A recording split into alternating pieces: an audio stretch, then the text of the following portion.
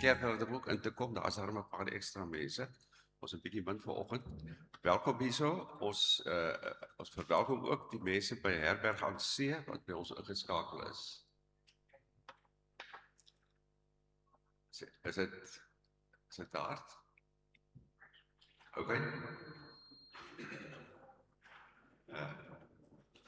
Dankie. Ons verwelkom Herberg aan See, hulle is by ons ingeskakel. En dan net 'n vinnige punt. Selfoons net af. Dat is nie steurtjies aan die diens nie, asseblief. Ons begin ons voorsang met lied 197 verse 1 en 2. Wonderbare Koning.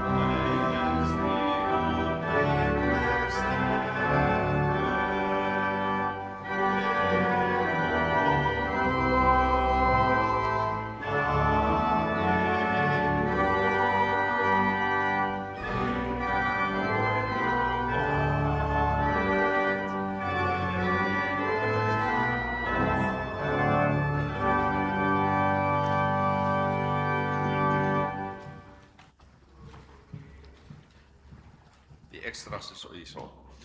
Ons volgende lied is lied 280, ons verse 1 tot 3. Oh,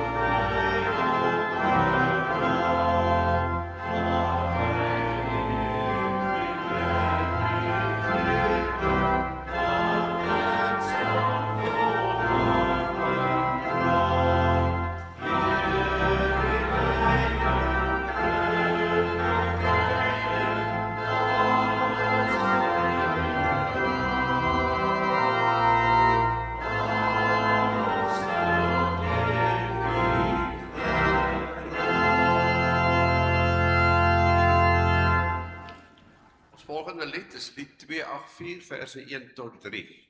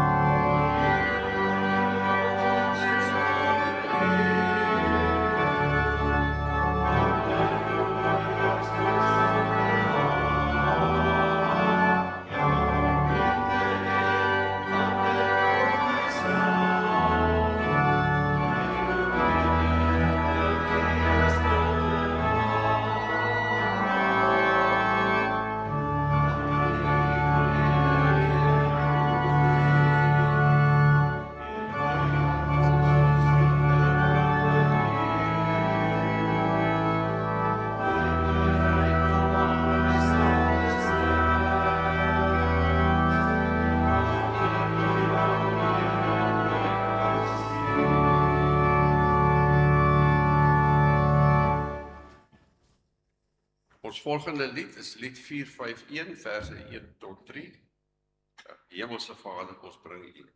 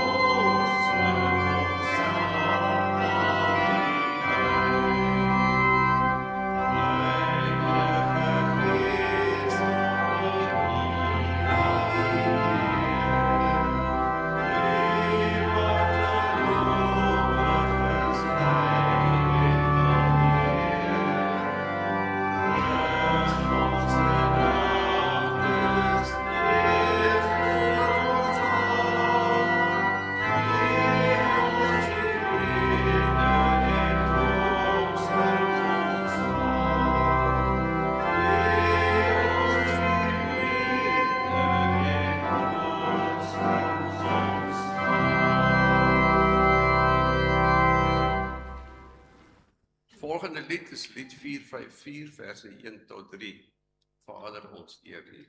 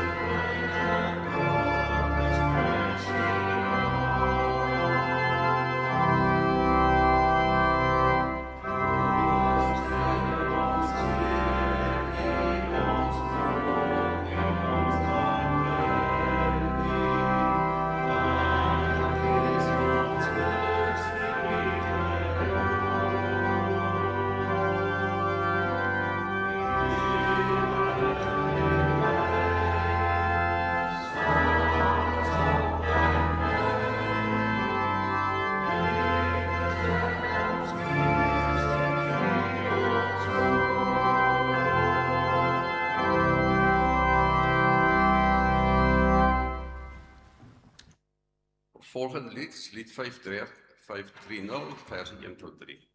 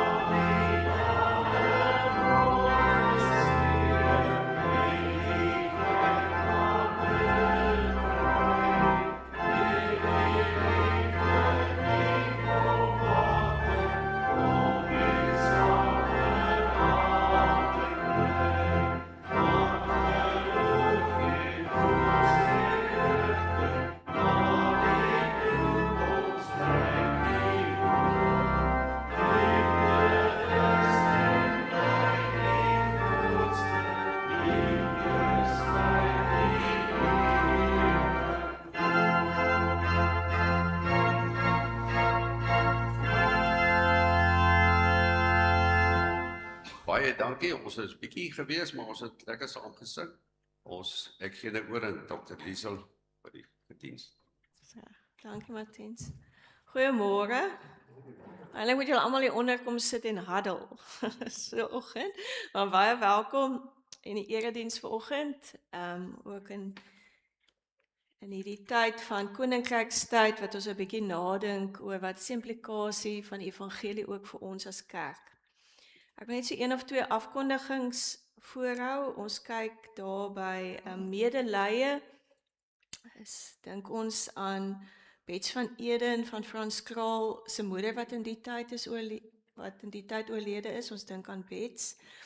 En Albertus Badenhorst van Gansbaai, Mary wat ook lank by ons op die kerkraad was, sy man wat oorlede is.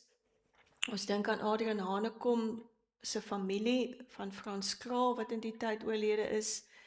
En dan wil ek ook net byvoeg die naam van Tannie Hermine Groenewald, die van u wat al lankal in die gemeente is, sal weet Tannie Hermine was vir jare op die kerkraad. Ons gaan haar mis, sy is ook die naweek oorlede, ons dink ook aan haar familie. Dan is ons baie dankbaar vir die terugvoer van die NG en VG bediening missionaal, wat daar op die afkondigings is. As jy die afkondigings het, kan jy gerus daarna kyk. En dan die enigste ander afkondiging is net 'n herinnering aan Augustus maand, waar ons vir Rudiger gaan ontvang as ons nuwe predikant ook hier. Die arme man het ook 'n reis deur die gemeente. Jy sal sien, hy moet omtrent oral preek. Maar ek glo ons sal ook in ons gasvryheid en warmte teenoor hom betoon. So kom ons word net stil.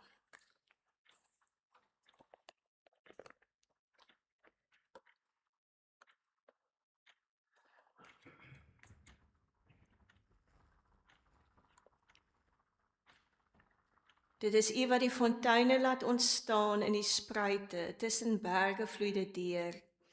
En gee al die diere van die veld water, die wilde donkies les hulle dors. Langs die stroom is die voëls van die hemel tuis, tussen die digte blare sing hulle.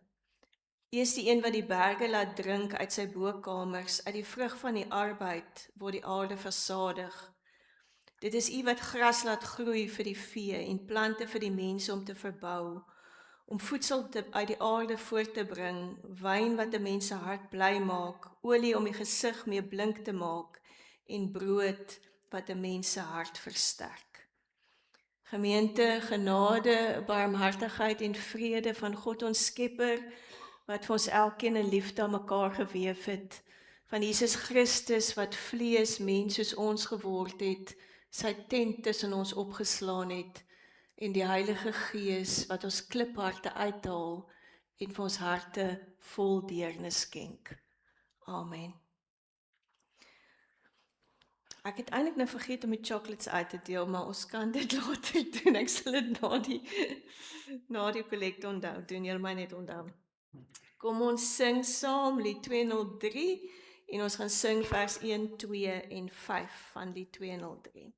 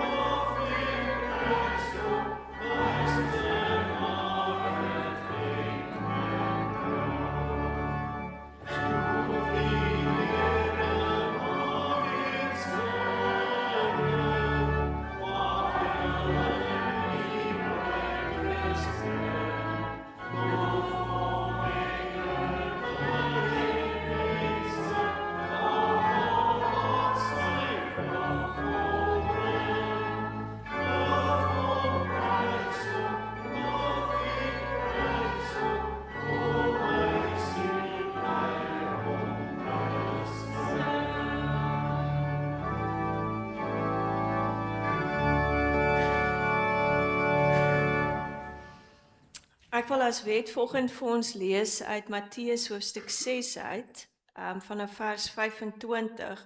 Dit is my altyd baie interessant as ek die teks lees, om mense se reaksies te sien, want jou eerste reaksie is gewoonlik om vir my te sê, ja, maar ek moet daarom dink aan my toekoms, maar miskien moet ons nou vanoggend optel dat daar twee hoofwerkwoorde in 'n gedeelte is. Die een werkwoord is moenie jou bekommer nie, so bekommer is die een werkwoord, en die ander een is let op. Let op. En ek dink die 83 vertaling het gesê, kyk. Kyk. Look. So ek wil hê jy moet vanoggend al twee werkwoorde hoor. Moenie, bekommer nie, maar ook kyk. Let op. Daarom sê ek vir julle, moet julle nie bekommer oor julle lewe, oor wat julle sal eet, of oor wat julle sal drink, of oor julle liggaam, wat julle sal aantrek nie. Is die lewe dan nie belangriker as kos en die liggaam as klere dan nie? Let op, kyk, die voëls van die hemel. Hulle saai nie en hulle maai nie en hulle versamel niks in skure nie. Tog sorg julle hemelse Vader vir hulle. Is julle nie meer werd as hulle nie? Wie van julle kan deur hom of haar te bekommer 1 el by sy lewe voeg? En waarom is julle oor klere bekommerd? Let op, kyk, die wilde narsings, hoe hulle groei, hulle soeg nie en hulle spin nie. Maar ek sê vir julle, selfs Salomo in al sy pragt was nie soos een van hulle geklee nie. As God die gras van die veld, wat vandag daar staan en môre in die oond gegooi word, so klee, Hoeveel te meer nie vir julle nie, klein gelowiges. Moet julle daarom nie bekommer en vra, wat sal ons eet, of wat sal ons drink, of wat sal ons aantrek nie.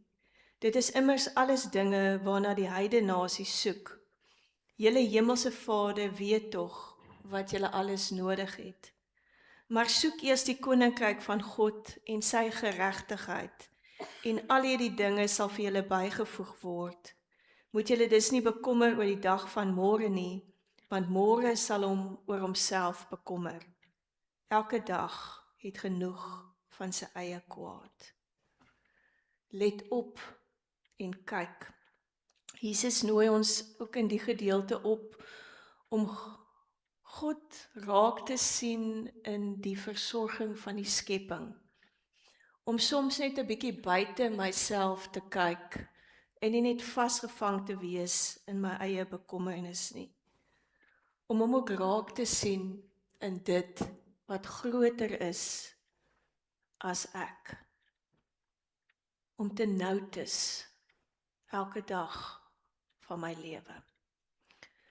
Ons gaan staan en dan gaan ons saam vers 2 sing van lied 240 as skuldbelydenis en dan gaan ons bly staan en saam ons geloof bely in die woorde van die apostoliese geloofsbelydenis.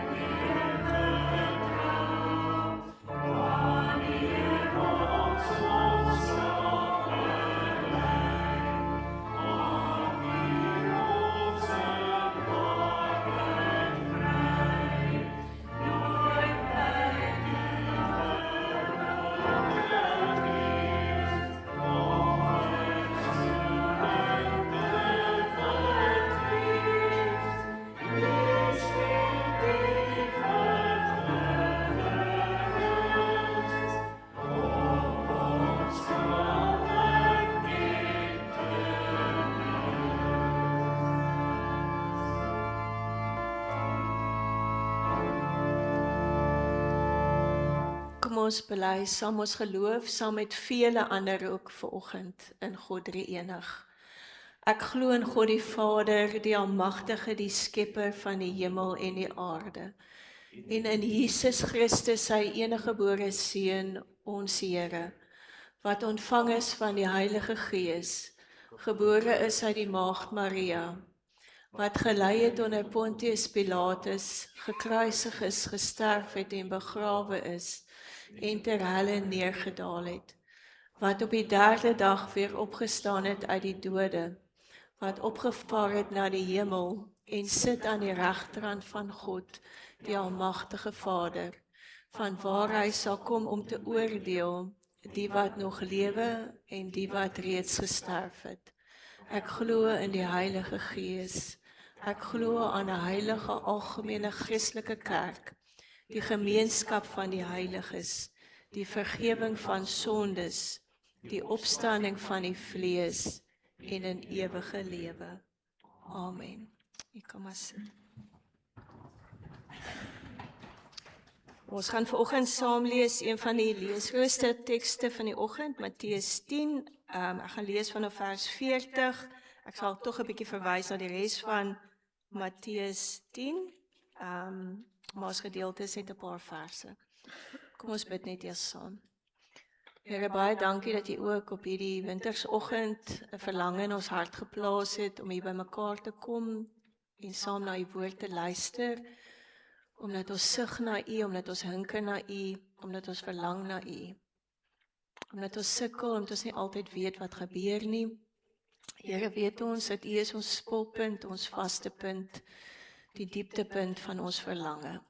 En daarom vra ons, Here, dat U ook vanoggend U woord vir ons sal oopbreek, dat U met die Gees sal ons sal praat en dat U vir ons sal herinner ook aan die goedheid. Ons bid dit in die naam van Jesus wat mens geword het, sodat ons kan lewe. Amen.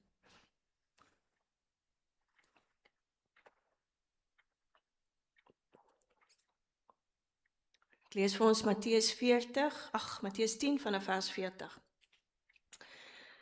Wie julle ontvang, ontvang my, en wie my ontvang, ontvang hom wat my gestuur het. Wie 'n profeet ontvang omdat hy 'n profeet is, sal die beloning van 'n profeet kry. En wie 'n regverdige ontvang omdat hy 'n regverdige is, sal die beloning van 'n regverdige kry. En wie aan een van hierdie geringes 'n beker koue water gee om te drink, bloot omdat hy 'n disipel is, amen, ek sê vir julle, hy sal beslis sy beloning nie kwyt wees nie.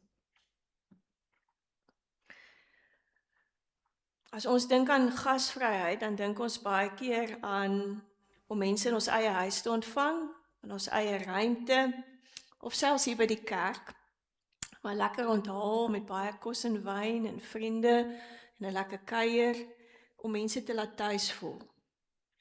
Maar gasvryheid is baie meer as my uitnooi van mense om by my te kom eet. Dis meer as 'n daad. Gasvryheid is 'n ingesteldheid.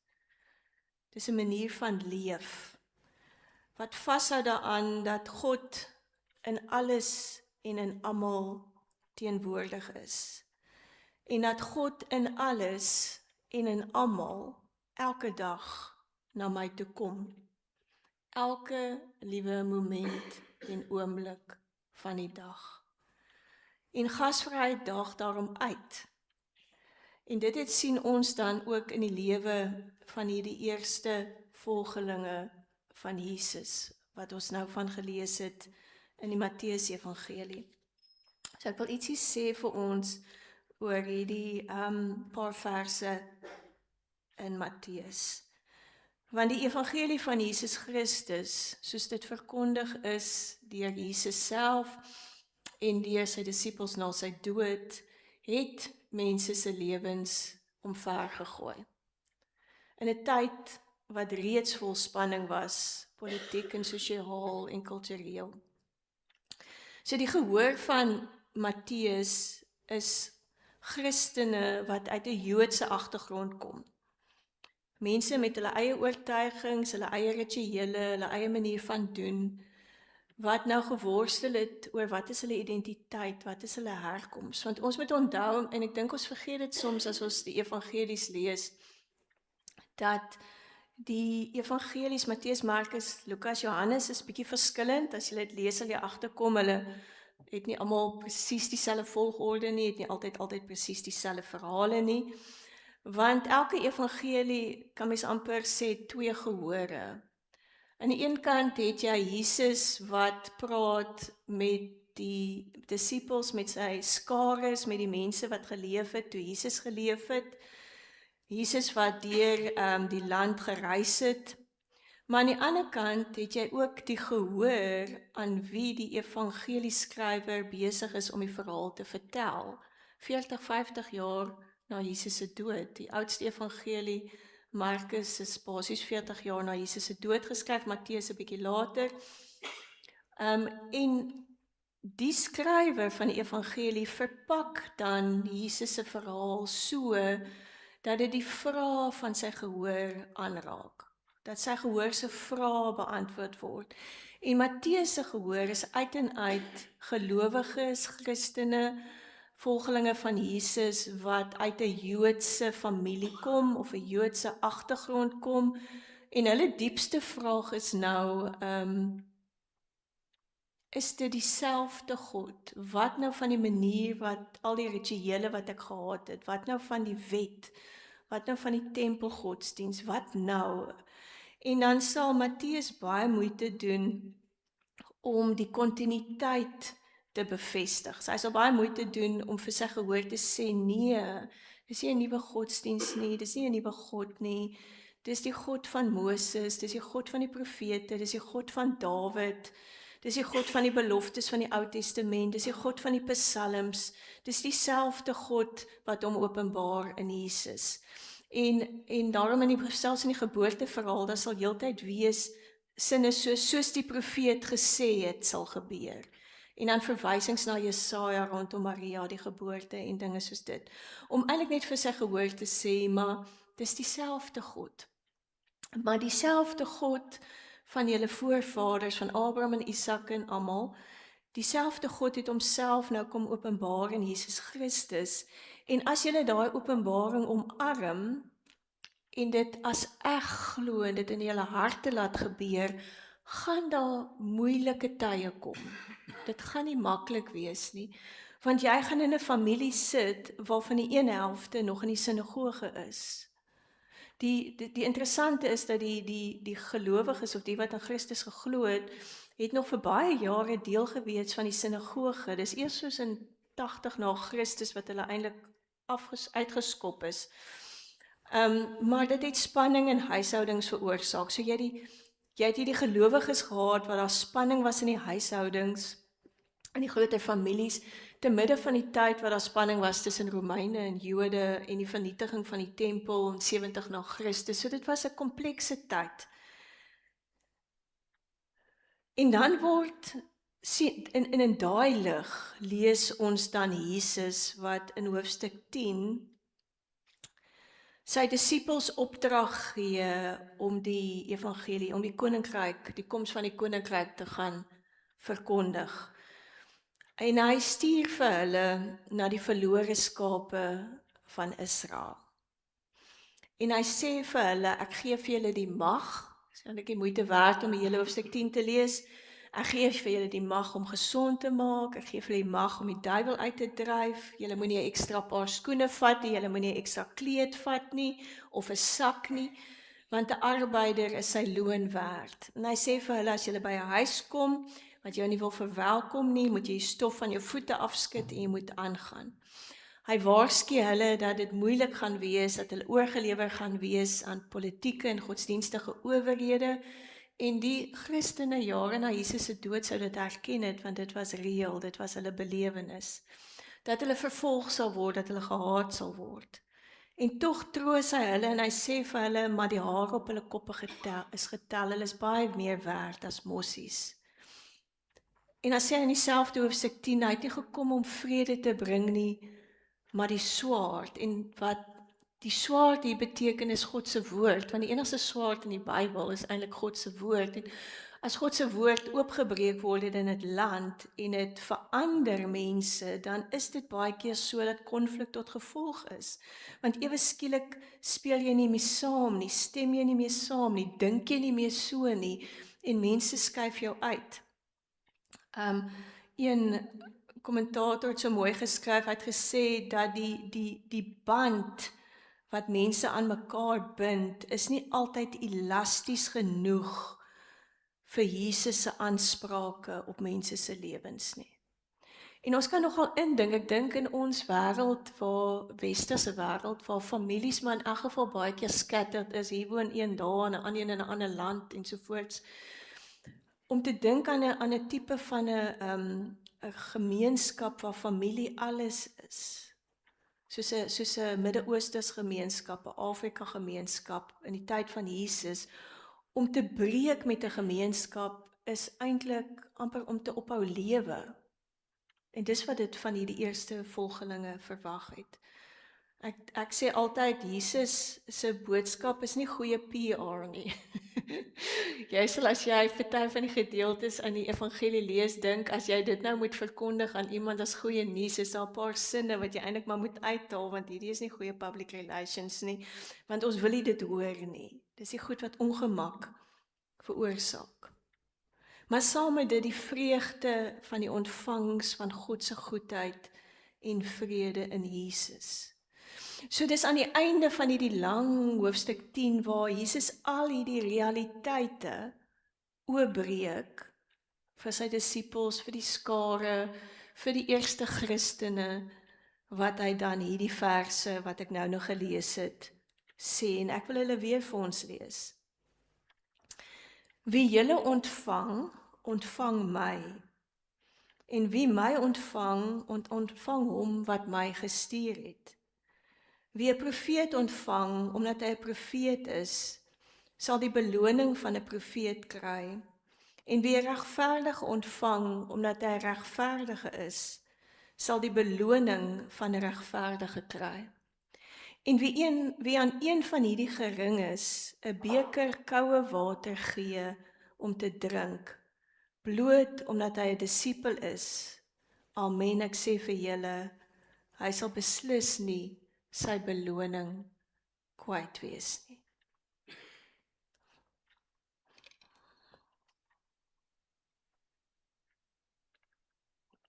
Wat Jesus hier doen is, hy sê, God is eintlik die ontvanger van die gasvryheid. Jesus verbind hom en die Vader aan die disippels. En hy sê, as julle die disippels ontvang, ontvang julle God. En dan gebruik hy 3 bekende Oud-testamentiese konsepte wat die gehoor sou geken het. Hy praat van 'n profeet, 'n regverdige en 'n geringe. En ons ken nie almal die profete van die Ou Testament. 'n Profeet is iemand wat geroep word om te herinner wie God is, wat God wil, hoe God se hart lyk, hoe God se gesig lyk. 'n Profeet tree op daar waar die minstes misgekyk word, waar afhanklikheid aan God vervang word met afhanklikheid aan ander dinge en ander magte. So 'n profeet kom en sê, nee, onthou dis wie God is en dis wat God wil. 'n Regverdige kry ons mos veral in die Psalmboek. As jy die Psalmboek deurlees, is daar gereeld hierdie spel tussen die regverdige en die goddelose. Nou, die regverdige in die Psalmboek is nie die sondelose persoon nie. So die teenoorgestel tussen regverdig en goddelose is nie die een wat sondig en die een wat nie sondig nie. Dis nie dit nie, want die regverdige, Dawid was ook 'n regverdige en hy het sy deel gedoen. So die regverdige in die Psalmboek is eintlik net die een wat God in ag neem, wat God erken, wat God na God toe draai, in sonde en in belydenis. So die regverdige is die een wat God soek. Die goddelose in die Psalmboek is die een wat sy of haar rug op God draai, wat God nie in ag neem nie, wat God vergeet, wat vergeet dat God bestaan. So die regverdige is die een wat God in ag neem, wat God soek. En dan kry ons die geringes, die kleinstes, die met min waarde. Die disippels word hier die geringes genoem. Want 'n geringe is die een wat se enigste waarde eintlik is die feit dat God hom of haar gekies het. En God kies altyd die geringes, die met min waarde. Hy kies die op die rand, die skaapwagters vir Maria, die vissermanne, die sonder naam en status, en hy doen dit nog dwars deur die Ou Testament. Hy kies as rigter die vrou Debora, die struikrower Jefta, die jongste kind van die jongste kind van die jongste kind, Gideon. Hy kies vir Dawid, hy kies vir Israel, die klein volk. So hy stuur sy disippels, hy sê vir hulle, ek stuur julle nou tussen die volk van Israel in as profete, regverdiges, geringes. En dan sê God eintlik vir die gehoor, wat sê hy eintlik vir, maar julle ken mos nou vir my. Ek is nie 'n ander God nie. Ek is die God van die Ou Testament. Ek is die God van die geskiedenis. En ek het nog altyd dit so gedoen. Ek het nog altyd gewerk deur die profeet, die regverdige, die geringe. Ek was nog altyd so God. So julle moet weet, as julle my disipel ontvang, ontvang julle my, want dis hoe ek dit nog altyd gedoen het. Wie julle ontvang, ontvang vir my. Dis soos ek nog altyd opgedaag het. Want gasvryheid in die Bybelse tyd was baie belangrik. En ons kan nou dink aan 'n hele paar stories waar die Here wel opgedaag het as die vreemdeling. Dink aan Abraham en Sara by Mamre. Hy klomp ander verhale waar Elia, waar die Here opgedaag het as die vreemdeling. En dan praat Jesus van die vreemdelings of die regverdige en die profeet kry sy beloning, maar die beloning is nie iets materieels nie. Die beloning is die deelname aan God, want die vorm van gasvryheid kan mos nie 'n verskuilde agenda hê nie. Ek gaan nie iemand ontvang want maybe kan ek iets hier uitkry nie. En God werk nog steeds so, ook in ons tyd, deur mense. Hy skenk homself aan ons deur mense wat oor ons pad kom. Die ongelukkigheid daarvan is net, ons het al lank al kriteria opgestel oor hoe die mens lyk en optree en sê wat God sou stuur om vir my iets van hom te leer of om homself aan my te laat verskyn. So omdat ons kriteria het, kyk ons gewoonlik vir God mis. En daarom is gasvryheid 'n ingesteldheid wat gedurig verlang om verras te word. En dan begin ek anders kyk en soek en wonder, nie net oor hoe mense oor my pad kom nie, maar ook hoe dinge met my gebeur, goeie dinge en slegte dinge. Een van die mooiste goed wat iemand lank terug vir my geleer het, is die konsep van to be hospitable towards the interruptions of life. Daardie goed wat in jou lewe inkom, wat heeltemal jou planne omvergooi. Wat maak dat jou dag nou nie gaan verloop soos hy sou verloop het nie. Wat maak dat as jy op die lughawe sit en die vliegtuig vertraag is, jy aan die een kant of die arme lugwaardin gaan beet kry, of gaan sien maar, wat kan hier gebeur? Hoe gasvry is ek oor die goed wat net alles omvergooi? Want hoe ons ontvangers is, hoe ons gasvry is, sal werklik wys wat God in ons lewe is.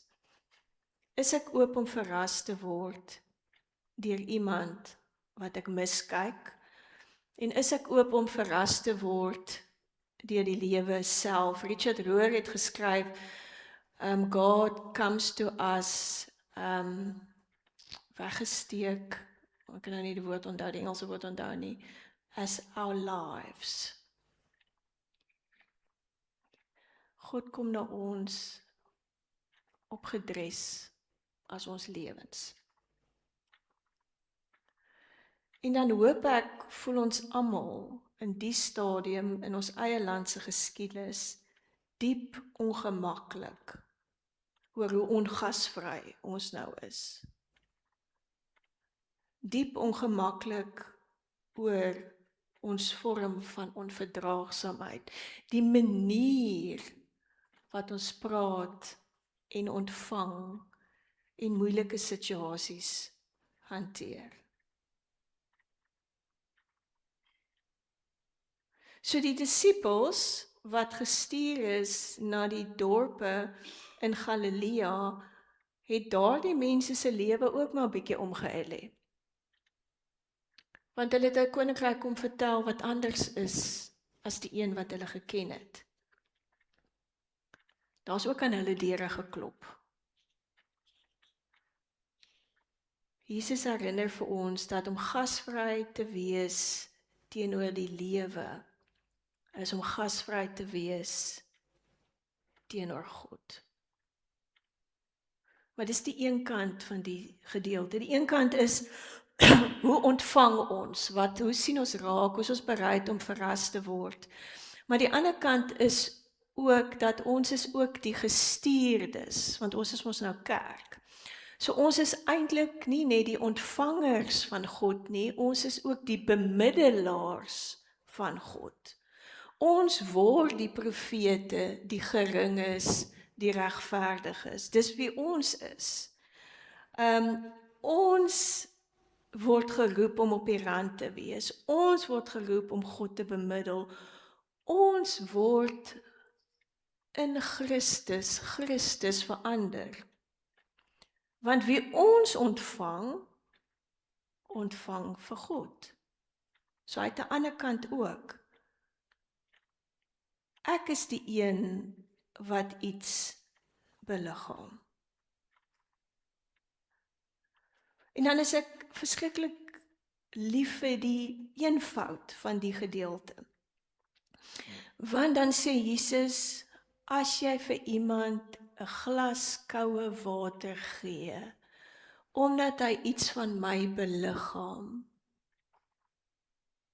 kry jy jou beloning. 'n Glas koue water, wat dit beteken in daai tyd, miskien is dit vir ons vreemd, ons haal die water uit die yskas uit, is dat die water wat hulle in die oggend uit die put uit gaan haal het, wat in die huis gestaan het, het warm geword. So later was dit nou nie meer, julle weet hoe proef water wat lank in die son gestaan het, is nou nie so lekker, he.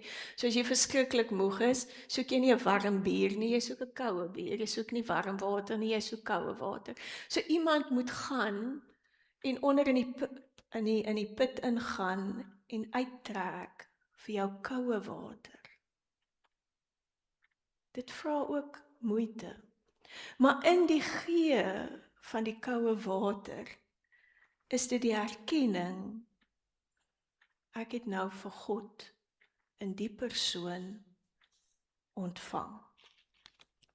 So ons word geroep om Christus te wees, en ons word geroep om Christus te sien in ander.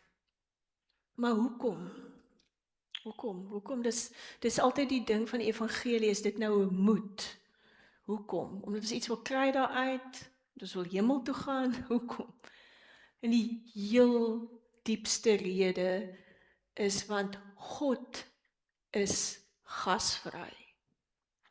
God is gasvry. God is gasvry in sy goedheid en deernis. Dis hoekom ek begin het met die Psalm 104, wat vertel van God gee vir die diere hulle water. God gee die strome, God gee die reën, God gee die kos, God gee dit waaruit ons leef, die plante. God gee vir ons hierdie skepping. Ek het vir ons gelees uit die bergrede, kyk, let op, God klee die plante, God klee die voëls. God is gasvry teenoor die natuur, teenoor ons. God maak plek vir ons. Hy nooi ons in sy ruimte in, hy het ons geskep om sy ruimte te deel. Kyk, let op, die geskenk van lewe. Kyk, let op, die geskenk van God self. Hy het homself vir ons gegee. Die gasvrye God, wat altyd oper en ruimer is vir ons. Daardie God sê vir ons, wie julle ontvang my, maar ek stuur julle ook om my gasvryheid uit te leef aan ander. Amen. Kom ons bid saam.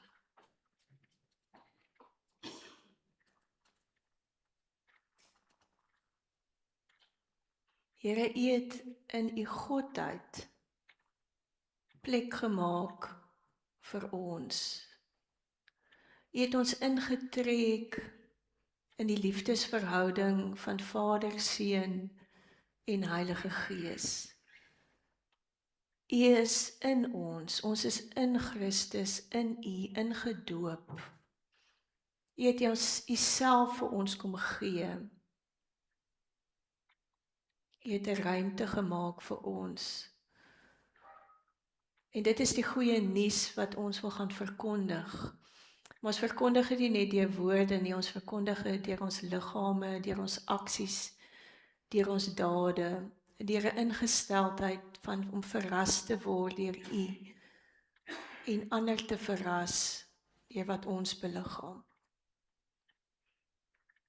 Here, vergewe ons daar waar ons mure bou, ander buite hou en besluit in wie en deur wie U na ons toe kan kom.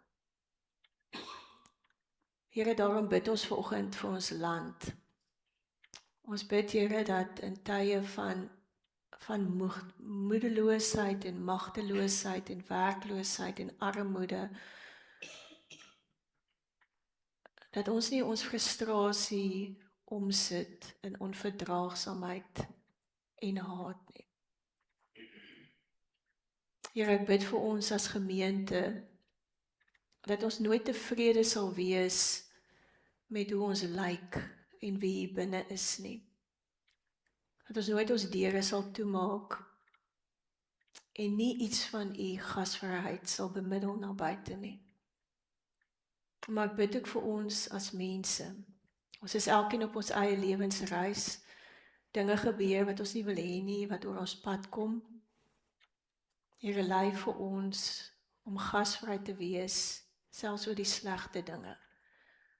Want miskien leer ons iets van U ken, U goedheid, ook in dit. Here Jesus, wees ons genadig en help ons om deur U Gees te kyk, op te let, verras te word, raak te sien. Amen. Ons het nou geleentheid om die Here ook met ons offergawes te dien.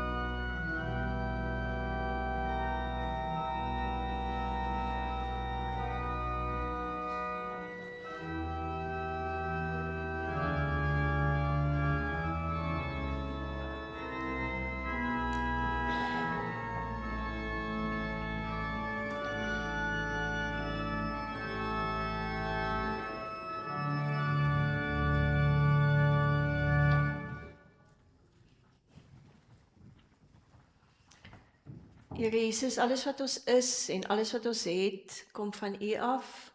Here, daarom vra ons dat U vir ons die wysheid sal gee om dit wat ons vanoggend na U te bring, so te gebruik dat ons iets van U goedheid ook sal beliggaam in hierdie wêreld. Amen. Nou, vir die van julle wat nou spesiaal kerk toe gekom het vanoggend vir julle chocolates, sal ek julle nou nie sonder dit wegstuur nie. So ek sal nou gou die sjokolades uitdeel. Ek hoop daar iemand daarbo is vir almal wat die week verjaar het. Kan nou maar hulle hande opsteek. Niemand nie. Enige iemand se huweliksherdenking, lekker wintertroue. Is al daarbo? OK, anders moet ek so min van julle, ek dink ons moet vir almal chocolates gee. En iemand se doop, iemand gedoop in die tyd? Ja, OK, ek Ek skoor, so dis right. Maar ek wil net 'n kers aansteek. Ek wil graag 'n kers aansteek en ons wil bid vir verdraagsaamheid en gasvryheid en die raaksien van Christus in almal.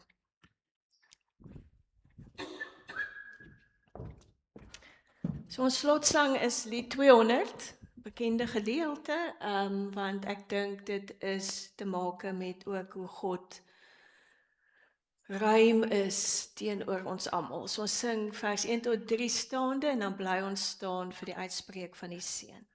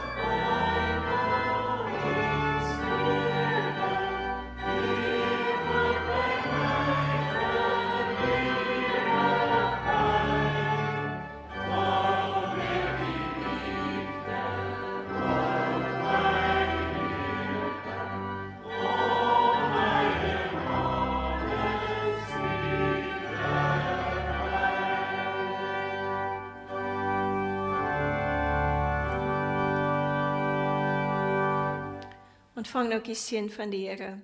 Mag die Here julle seën en julle beskerm. Mag die Here sy aangesig oor julle laat skyn en julle genadig wees.